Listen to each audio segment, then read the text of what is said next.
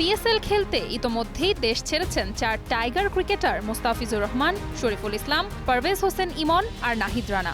মঙ্গলবার পাকিস্তান যাচ্ছেন রিশাদ হোসেন ও তানজিদ হাসান তামিম। দেশে বসেই পিএসএল এর আয়োজনের ধরন বদলে যাওয়ার খবর পেলেন তামিম রিশাদরা।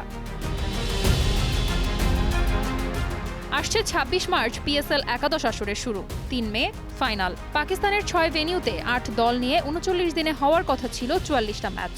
অঞ্চলভিত্তিক ক্রিকেট ভক্তদের মাঠে বসে আরও বেশি খেলা দেখার সুযোগ করে দেওয়ার লক্ষ্য ছিল। তবে এখন কেবল লাহোর আর করাচিতেই হবে পিএসএল, আর খেলা হবে দর্শক শূন্য মাঠে। মধ্যপ্রাচ্যে চলমান সংঘাত, পাকিস্তান আফগানিস্তান অস্থিরতা তৈরি হওয়া, জ্বালানি সংকটের কারণে বড় পরিবর্তন এসেছে আয়োজনের ধরনে।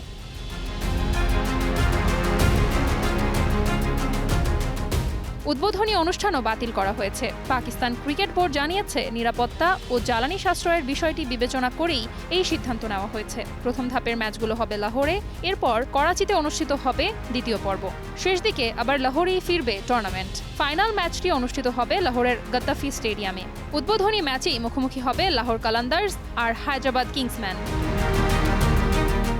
এবার সরাসরি চুক্তিতে লাহোর কালান্দার্সের জার্সিতে খেলছেন মুস্তাফিজ।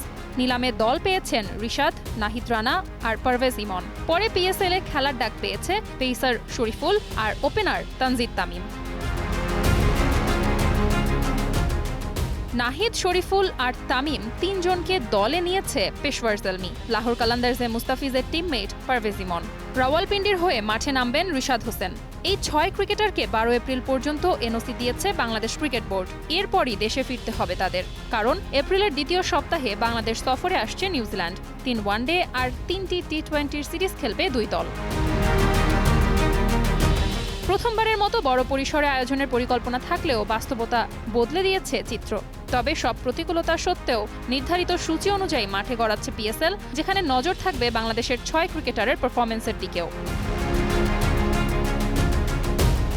পরিস্থিতি স্বাভাবিক হলে টুর্নামেন্টের শেষ দিকে দর্শকদের জন্য গ্যালারি খুলে দেওয়ার সম্ভাবনাও উড়িয়ে দেয়নি আয়োজকরা। আপাতত অপেক্ষা মাঠের লড়াই শুরু হওয়ার। Diana Zarin, star news.